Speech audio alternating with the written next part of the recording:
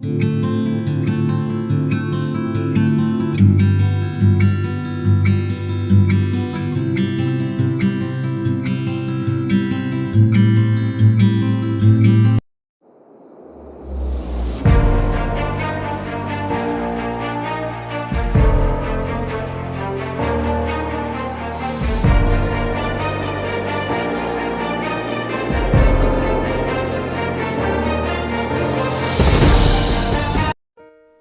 मसीही भाई बहनों को यीशु के नाम में शालोम, प्रेज द लॉर्ड, जय मसीह की।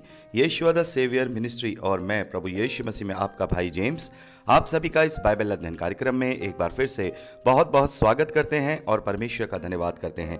मेरे प्यारे भाई बहनों, हम अध्ययन कर रहे हैं भजन संहिता की पुस्तक का। एक छोटी सी प्रार्थना के साथ आज के अध्ययन को हम शुरू करेंगे। हालेलुया, धन्यवाद पिता परमेश्वर, धन्यवाद करते हैं पिता आपके अद्भुत रीति वाले प्रेम के लिए जो आपने अपने इकलौते पुत्र को देकर हम सभी पर प्रकट किया। धन्यवाद करते हैं पिता परमेश्वर आपके अनुग्रह, आपके महान प्रेम, आपकी तमाम स्वर्गीय आशीषों के लिए। धन्यवाद करते हैं इस बाइबल अध्ययन कार्यक्रम के लिए जिससे हम आत्मिक रूप से आशीषित हो रहे हैं। और महान पिता परमेश्वर, आज के अध्ययन में हम आपसे प्रार्थना करते हैं पिता, हमेशा की तरह पवित्र आत्मा हमारी अगुवाई करे, सहायता करे, सत्य वचनों को ठीक रीति से सिखाए ताकि हम आपके ग्रहणी योग्य बने पिता परमेश्वर और आपके राज्य के लिए इस्तेमाल हो सकें। सारी व्यवस्थाओं को, वचन को समझने समझाए जाने को पिता, हर एक बात को पिता हम आपके धर्ममय बलवंत हाथों में सौंपते हैं। आप हमारी अगुवाई और मदद कीजिए। सारा आदर देते हैं, सारी महिमा देते हैं और इस प्रार्थना को यीशु के सामर्थ्य और पवित्र नाम में मांगते हैं, आमीन। मेरे प्यारे भाई बहनों, अब तक हमने भजन संहिता में उसके 78वें अध्याय तक का अध्ययन कंप्लीट किया था। आज हम 79वें अध्याय से आगे का अध्ययन करेंगे। ये 79वां अध्याय आसाप का भजन है जो कि आसाप के वंशजों के द्वारा लिखा गया है। जैसा कि अब मैं आपको पहले भी बता चुका हूं कि आसाप जो प्रधान गायक थे उनमें उनका प्रधान था और उसके जो वंशज थे वो भी परमेश्वर के लिए भजन लिखा करते थे, आराधना स्तुति के लिए भजन लिखा करते थे। तो ये भजन देश के छुटकारे के लिए प्रार्थना है जो कि लेमेंट्स के कांग्रीगेशन वाले सैम्स के कैटेगरी में आता है, यानी विलाप के गीत जो कलीसियाई रूप से गाए जाते हैं। मेरे प्यारे बहनों, ये उस समय लिखा गया है जिस समय जो इजरायली हैं, जो यहूदी हैं, वो पूरी रीति से बंधुआई में आ चुके थे। नबूकदनेस्सर के द्वारा पूरी रीति से यरूशलेम को तबाह कर दिया गया था, उसे खंडर बना दिया गया था। यहाँ पर हम पहले ही वचन को जब पढ़ते हैं तो इस बात से हमें पता लगता है, हे परमेश्वर, अन्य जातियां तेरे निज भाग में घुस आईं, उन्होंने तेरे पवित्र मंदिर को अशुद्ध किया और यरूशलेम को खंडर बना दिया है। और 11वें वचन में हम पढ़ते हैं, बंदियों का कराहना तेरे कानों तक पहुंचे, घात होने वालों को अपने भुजबल के द्वारा तू बचा। तो यहाँ पर हम देखते हैं कि जो यहूदी हैं उस वक्त बेबीलोन की और राजा नबूकदनेस्सर की बंधुआई में वो हैं और इस बंधुआई में वो परमेश्वर से प्रार्थना कर रहे हैं, परमेश्वर से गुहार कर रहे हैं कि परमेश्वर तू हमें छुड़ा। और 13वें वचन में जो कि इसका अंतिम वचन है इस भजन का, यहां पर भजनकार कहते हैं कि तब हम जो तेरी प्रजा और तेरी चराई भेड़े हैं तेरा धन्यवाद सदा करते रहेंगे और पीढ़ी पीढ़ी तक तेरा गुणगान करते रहेंगे। मेरे प्यारे बहनों, यहाँ पर जो भजनकार हैं वो कांग्रीगेशन के लिए भजन लिखते हैं और यहाँ पर एक साथ ये प्रार्थना की जा रही है कि हे परमेश्वर, तू हमारे पड़ोसियों से तू हमें बचा, उनसे 7 गुना बदला ले, हमें बंधुआई से छुड़ा ले। उन्होंने तेरे शहर को तबाह कर दिया है, उन्होंने तेरे मंदिर को अपवित्र कर दिया है। तब हम तेरा गुणगान करेंगे, हम तेरा धन्यवाद करेंगे, पीढ़ी पीढ़ी तक तेरा धन्यवाद करेंगे। लेकिन मेरे प्यारे बहनों, हम देखते हैं कि जो इजरायली हैं एक हटीली जाति के लिए हम देखते हैं जानी जाती है और परमेश्वर ने मूसा के द्वारा इस बात को इजरायलियों से कह दिया था। हम व्यवस्था विवरण में पढ़ते हैं कि ये मत सोचो कि मैं तुम्हारी धार्मिक धर्म के कार्यों की वजह से या तुम्हारी अच्छाई की वजह से तुम्हें ये मैं देश देता हूं, बल्कि मैं इसलिए तुम्हें ये देश दे रहा हूं क्योंकि मैंने तुम्हारे बाप दादाओं से ये प्रतिज्ञा की थी। और जिन लोगों को मैंने कनान देश से बाहर निकाला है, जिन जातियों को उनकी दुष्टता के कारण मैंने तुम्हें उन पर प्रबल किया है और तुम एक हटीली जाति हो। मेरे प्यारे भाई बहनों, हम देखते हैं कि इजरायली बहुत जल्द परमेश्वर के किए कार्यों को भूल जाया करते थे और ये अभी से नहीं है, शुरुआत से ही हम देखते हैं कि परमेश्वर के अद्भुत कार्यों को वो देख देख करके उसके बावजूद भी वो बार बार बहुत जल्दी से परमेश्वर से फिर जाया करते थे।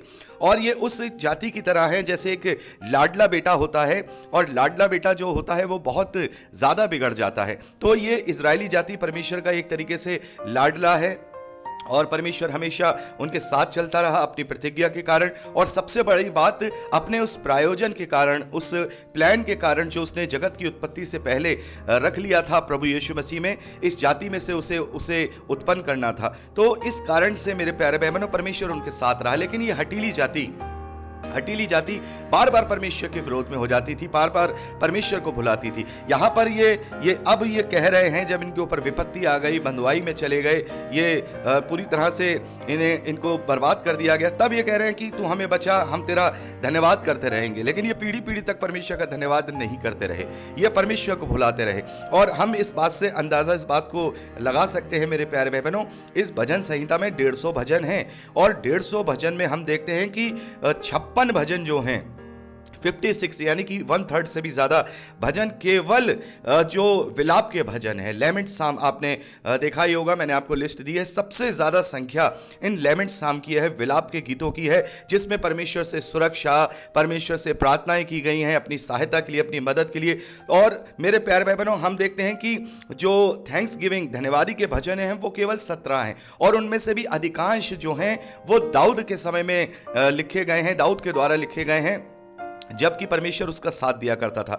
तो हम यहां देखते हैं कि जिस तरीके से ये इजरायली यहां कह रहे हैं, अपने भजनों में कहते हैं कि तेरा धन्यवाद सदा करते रहेंगे और पीढ़ी पीढ़ी तक तेरा गुणानुवाद करते रहेंगे। अगर इन्होंने परमेश्वर का धन्यवाद निरंतर किया होता तो इस भजन संहिता में लेमेंट साम की कैटेगरी से ज्यादा धन्यवादी के भजन पाए जाते। लेकिन हम जानते हैं कि जो इजरायली हैं वो एकदम से एक लाडले बेटी की तरह, जैसे ही उसको सब कुछ ठीक हो जाता था, वो फिर से अपने पुरानी कामों में, पुराने चालों में फिर जाता था। लेकिन मेरे प्यारे भाई बहनों, हमें इन इजरायलियों की तरह नहीं बनना है, क्योंकि इजरायलियों से तो परमेश्वर को प्रायोजन था और परमेश्वर उनको बार बार सुनता था। लेकिन अब हमारे लिए वो प्रायोजन पूरा हो चुका है। अब हम अपने जीवन को इजरायलियों की तरह फिजिकल जीवन को ना जीते हुए आत्मिक जीवन जिए। हमारे जीवन के अंदर जो हमारे भजन हैं, हमारे स्तुति के जो गीत हैं, हमारी आराधना है, वो धन्यवादी की ज्यादा होनी चाहिए। और जिसके जीवन में धन्यवादी की प्रार्थनाएं ज्यादा हैं, ऑटोमेटिकली उसके जीवन में सहायता की और विपत्तियों से छुटकारे की प्रार्थनाएं हमें ऑटोमेटिकली कम पाई जाएंगी। मेरे प्यारे भाई बहनों, यदि हम सदा धन्यवादित रहें, हर हाल में, हर बात में धन्यवादित रहे, तो ये मेरा दावा है कि हमारे जीवन में इस प्रकार की जो प्रार्थना है वो बहुत ही कम पाई जाएंगी, और केवल उस समय पर ही पाई जाएंगी जब परमेश्वर हमारी परीक्षा करने पर होगा या हमें परमेश्वर परीक्षा में डाल रहा होगा। तो मेरे प्यारे भाई बहनों, हमें इस बात से ये शिक्षा लेनी है कि हमारे जीवन में ज्यादा से ज्यादा धन्यवादी हो, केवल कहना ही ना हो। यहाँ पर प्रार्थना में वो परमेश्वर से कहते थे कि परमेश्वर हमें छुड़ा ले, परमेश्वर हमें इस विपत्ति से बचा ले, हम तेरा धन्यवाद करेंगे, हम पीढ़ी पीढ़ी तक तेरा गुणनवाद करते रहेंगे, यानी तेरी महिमा करते रहेंगे। लेकिन ऐसा नहीं होता था। न्यायियों की पुस्तक में हमने साफ तौर पर पढ़ा कि वो जब छुटकारा उन्हें मिल जाता था, बंधुआई में से छुटकारा मिल जाता था किसी न्यायियों के द्वारा, वो फिर परमेश्वर से पलट जाते थे और फिर परमेश्वर से दुहाई देते थे, और परमेश्वर अपने प्रायोजन के और अपने उस वाचा के अनुसार, उस प्रतिज्ञा के अनुसार उनका साथ देता था और फिर से वो उन्हें विपत्ति में से छुड़ा लेता था। तो मेरे प्यारे भाई बहनों, हमारे जीवन में अधिकाई से अधिकाई धन्यवादी पाए जाए, ना कि हम हमेशा गिड़गिड़ाते रहे अपनी समस्याओं को लेकर, अपनी परेशानियों को लेकर। हम धन्यवाद ज्यादा करें। और एक बहुत ही अच्छा खूबसूरत गीत कलीसियाओं में गाया जाता है, और वो गीत है, ये मत कहो खुदा से कि मेरी मुश्किलें बड़ी हैं, बल्कि मुश्किलों से ये कह दो कि मेरा खुदा बड़ा है। तो यदि हम परमेश्वर से बार बार ये कहेंगे कि परमेश्वर मैं बड़ी विपत्ति में हूं, मुझे उसमें से छुड़ा, तो परमेश्वर कहेगा तू विश्वास कर, तू भरोसा कर, तू मेरा धन्यवाद कर। तू क्या जानता नहीं कि मैं उस मुश्किल से बड़ा हूं, जिस मुश्किल के लिए तू मुझसे गुहार कर रहा है। तो हम विपत्ति में भी परमेश्वर का धन्यवाद करें। और प्रभु यीशु मसीह कहते हैं कि तुम्हारे बाल तक गिने हुए हैं, तुम्हारे सिर के बाल तक भी परमेश्वर गिने हुए रखता है। वो जानता है कि तुम्हारे सिर में कितने बाल हैं।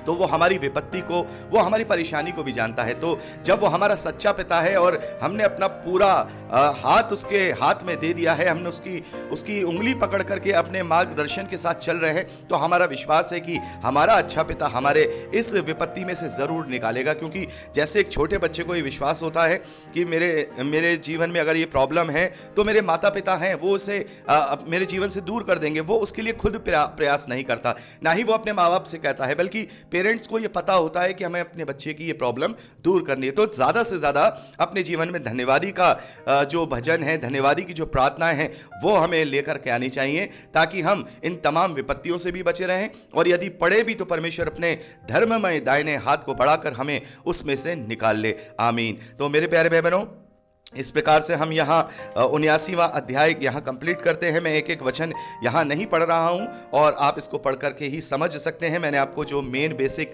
इस भजन की जो मूल शिक्षा थी, मूल भाव था, वो मैंने आपको समझा दिया है। अब चलते हैं 80वें भजन की ओर। मेरे प्यारे भाई बहनों, 80वां भजन भी आसाप का भजन और उसके वंशियों के द्वारा लिखा गया है, और ये इजरायली जाति के लिए प्रार्थना है। इजरायली जाति के लिए प्रार्थना है, और ये भी लेमेंट्स की कांग्रीगेशन सैम्स की कैटेगरी में आता है, यानी कि विलाप गीत के कलीसियाई वाली श्रेणी में आता है।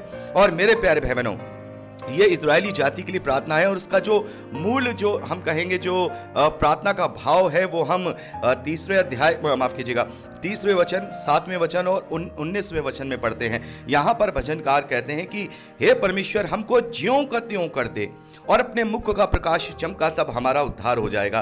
7वें वचन में भजनकार फिर से यही कहते हैं कि हे सेनाओं के यहोवा, हमको ज्यों का त्यों कर दे, और अपने मुख का प्रकाश हम पर चमका, तब हमारा उद्धार हो जाएगा। 19वें वचन में भी यही भजनकार फिर से कहते हैं कि हे सेनाओं के परमेश्वर यहोवा, हमको ज्यों का त्यों कर दे, और अपने मुख का प्रकाश हम पर चमका, तब हमारा उद्धार हो जाएगा। तो मेरे प्यारे भाई बहनों, इस भजन का जो मूल प्रार्थना है वो ये है कि हम जैसे थे हैं परमेश्वर, तू हमें वैसा कर दे। तो इजरायली कैसे थे? मेरे प्यारे भाई बहनों, यहां हम पहले वचन में पढ़ते हैं कि हे इस्राएल के चरवाहे, तू जो यूसुफ की अगुवाई भेड़ों की सी करता है, कान लगा। तू जो करूबों पर विराजमान है, अपना तेज दिखा। ए प्रेम, बियामीन और मनश्य के सामने अपना पराक्रम दिखाकर हमारा उद्धार करने को आ। तो मेरे प्यारे भाई बहनों, ये उस समय भजन लिखा गया है जब इजराइल दो भाग हो गया है। हम जानते हैं राजा सुलेमान तक इजराइल में जो 12 गोत्र हैं वो मिलकर के एक देश में रहा करते थे, और एक उनका राजा हुआ करता था। जो शाऊल से ये प्रथा चली थी, शाऊल, फिर उसके बाद दाऊद, और दाऊद के बाद उसका पुत्र सुलेमान पूरे इजराइल का राजा बना, और उसकी राजधानी यरूशलेम थी। लेकिन उसके बाद सुलेमान के मरने के बाद उसके बेटे के समय में हम देखते हैं कि इजराइल दो भाग हो गया है। इजराइल दो भाग हो गया। दो गोत्र नीचे के देश में, दक्षिण देश में, यहूदा के देश में बसे, यहूदा और बियामीन। बाकी के 10 गोत्र हम देखते हैं कि उत्तरी क्षेत्र में जो सामरिया का देश बना, जिसे इजराइल कहा जाता है, उसमें वो बढ़ गए थे। तो ये परमेश्वर से प्रार्थना है कि हे परमेश्वर, इस इजराइल को तू दोबारा से ज्यों का त्यों कर दे। जैसे एक जो अखंड इजराइल था, वैसे ही अखंड इजराइल तू इसे कर दे। ये यहां पर प्रार्थना की जा रही है। लेकिन मेरे प्यारे भाई बहनों, ये उस समय से जब प्रार्थना की जा रही है, और ये आज तक हम देखते हैं ये प्रार्थना सुनी नहीं गई। लेकिन ये प्रार्थना आत्मिक रूप से आज पूरी हो चुकी है। ये प्रार्थना आत्मिक रूप से आज पूरी हो चुकी है, और इजराइल जो विखंडित था, आज जो खंडित था, आज वो अखंडित हो गया है। आज इजराइल केवल उस छोटे से हिस्से में नहीं रहा, बल्कि आज इजराइल पूरे समस्त धरती पर परमेश्वर के राज्य को इंडिकेट करता है। मेरे प्यारे भाई बहनों, मैं आपसे ये नहीं कह रहा हूं कि अब हम प्रभु यीशु मसीह पर विश्वास करने के द्वारा इजराइली बन जाते हैं। लेकिन पौलुस कहते हैं कि ऊपर का यरूशलेम और नीचे का यरूशलेम, ऊपर का यरूशलेम और नीचे का यरूशलेम, यानी कि पौलुस, जब हमने गलातियों की पुस्तक का अध्ययन किया था, तो मैंने आपको वो समझाया था। मैंने आपको समझाया था। 3रे अध्याय 29वें वचन में हम पढ़ते हैं कि प्रभु यीशु मसीह पर विश्वास करने के द्वारा हम इब्राहिम की प्रतिज्ञा के और उसके वंश के अधिकारी हो जाते हैं, वारिस भी बन जाते हैं। तो हम इजरायली नहीं होते हैं। इजरायली केवल वही होता है जो याकूब का वंशज है, लेकिन हम इब्राहिम की प्रतिज्ञा के वारिस हो जाते हैं। तो जैसे वो लोग फिजिकल इजराइल थे, आज हम आत्मिक इजराइल के रूप में, मेरे प्यारे भाई बहनों, अब अखंडित ना रह करके, हम माफ कीजिएगा, हम विखंडित ना रह करके, यानी कि डिवीजन वाले ना रह करके, हम क्या हो गए हैं? हम मसीह में एक हो गए हैं। लेकिन मेरे प्यारे भाई बहनों, विडंबना यह है कि आज भी हम मसीह विश्वासी मसीह के पीछे चलते तो हैं, लेकिन फिर भी हमारे अंदर इतने डिवीजन, इतने डिनोमिनेशन पाए जा रहे हैं। तो आज हम उसके लिए प्रार्थना करें। मेरे प्यारे भाई बहनों, ये जो प्रार्थना है, उस वक्त जो खंडित इजराइल के लिए प्रार्थना की जा रही थी, तो इस प्रार्थना को आज हम मसीही कलीसिया, जो मसीह की देह है, आज जो खंडित हो चुकी है, कोई अपने आप को कुछ कहता है, कोई अपने आप को कुछ कहता है, कोई आज अपने आप को मसीह नहीं कहता, तो उसके लिए हम ये प्रार्थना कर सकते हैं। लेकिन सच्चे मसीही विश्वासी, जो सही मायने में बाइबल आधारित मसीही विश्वासी हैं, वो आज भी अखंडित हैं, वो आज भी एक हैं, वो आज भी परमेश्वर के वचन को ही आधार मानकर अपने जीवन को चलते हैं। यहाँ मेन जो बात है, हम यहाँ 8वें वचन की कहेंगे। 8वें वचन में लिखा है, तू मिस्र से एक दाखलता ले आया और अन्य जातियों को निकालकर उसे लगा दिया। मेरे प्यारे भाई बहनों, यहां पर इजरायलियों के लिए कहा जा रहा है कि मिस्र में जो इजरायली हैं वो एक दाखलता की तरह थे और परमेश्वर ने उन्हें उनमें से वहां से निकालकर कनानियों को हटाकर वहां पर उसे प्रो दिया, यानी कि उसे वहां पर बसा दिया। लेकिन मेरे प्यारे भाई बहनों, हम देखते हैं कि हम जो इब्राहिम के वंश के वारिस हो जाते हैं परमेश्वर प्रभु यीशु मसीह पर विश्वास करने के द्वारा, वो इसलिए हो जाते हैं क्योंकि वो जो दाखलता यहां इजराइल को कहा गया था, लेकिन प्रभु ने यह कह दिया कि सच्ची दाखलता मैं हूं। यह इजराइल जो है दाखलता थी, लेकिन उनमें की सच्ची दाखलता मैं हूं, मेरा पिता किसान है। तो मेरे प्यारे भाई बहनों, हम इस बात को यूहन्ना रचित सुसमाचार उसके 15वें अध्याय पहले वचन में पढ़ते हैं कि प्रभु यीशु मसीह कहते हैं कि सच्ची दाखलता मैं हूं, सच्ची दाखलता मैं हूं। तो जैसे जिस प्रकार से परमेश्वर ने फिजिकल रूप से उस इजराइल की दाखलता को कनान देश में ला करके बो दिया और वहां पर उसको लगा दिया, वैसे ही प्रभु यीशु मसीह जो सच्ची दाखलता है, जब हम उसमें पिरोए जाते हैं, हम जब उसमें साटे जाते हैं, जब हम उसकी डालियां बन जाते हैं, तो वो प्रभु यीशु मसीह के द्वारा होती है और अब हम सच्ची दाखलता बनकर अनंत जीवन में रोपे जाएंगे। मेरे प्यारे भाई बहनों, जो अनंत जीवन का जो प्रतिज्ञा है परमेश्वर ने जो इब्राहिम से की थी, वो फिजिकल रूप से पूरी हुई है, लेकिन अभी आत्मिक रूप से पूरा होना बाकी है। हमने अच्छी तरह से इस बात को इब्रानियों की पत्री उसके 4थे अध्याय से लेकर के 5वें वचन तक इस बात को पढ़ा है कि हम अभी तक वो प्रतिज्ञा पूरी नहीं हुई है। अगर वो प्रतिज्ञा पूरी हो गई होती तो दाऊद कभी ना कहते कि आज के दिन तो अपना मन फिराओ ताकि तुम विश्राम पाओ। तो मेरे प्यारे भाई बहनों, यहां पर इस प्रकार से हमें इसके लिए प्रार्थना, हम इस भजन को कर सकते हैं, इस भजन को प्रार्थना के रूप में ले सकते हैं। जो मसीह विश्वासियों में इतने सारे डिनोमिनेशन, इतने सारे खंड बन चुके हैं, ताकि वो ज्यों के त्यों हो जाएं, जैसा परमेश्वर प्रभु यीशु मसीह जो सच्ची दाखलता है उसमें जो अखंडित मसीही रोपे गए थे पहली सदी की कलीसिया में, दूसरी सदी की कलीसिया में, तीसरी सदी की कलीसिया में, वहां कोई खंड नहीं था। सब मसीह विश्वासी एक थे, एक प्याले से सहभागी होते थे, एक रोटी से वो लोग सहभागी होते थे। तो हम इसके लिए प्रार्थना कर सकते हैं। तो मेरे प्यारे बहनों, यहां हमने 79 और 80वें अध्याय का अध्ययन कंप्लीट किया है। 81 अध्याय से आगे का अध्ययन अब हम अगली रिकॉर्डिंग में करेंगे। प्रभु आपको आशीष दे।